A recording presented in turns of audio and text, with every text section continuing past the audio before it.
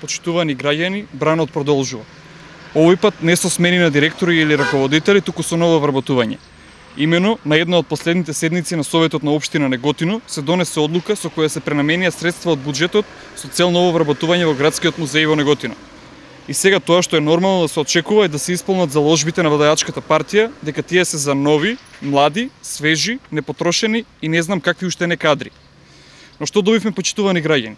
Од деновиве со договор на определено време, кое со траење до крајот на годинава, нов вработен во градскиот музеј Неготино е ни помалку ни повеќе коалициониот партнер на ВМРО ДПМН во Советот на општина Неготино, Маја Митрова Стевановиќ.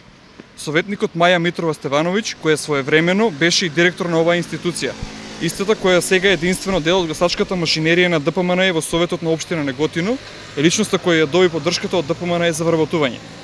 Од толку невработени во Неготино, од кои поголем дел се млади, тие најдоа токму неизе да ја вработат.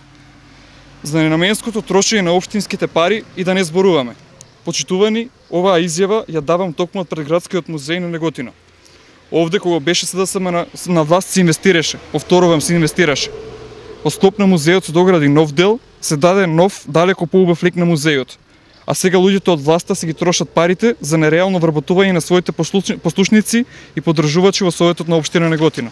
Сега дури ги сваќаме кои биле целите на советничката кога ги бранеше пренамените на средствата во буџетот. Ги бранеше темпераментно, па неосетно кажа дека културата во општина Неготино била на нула ниво.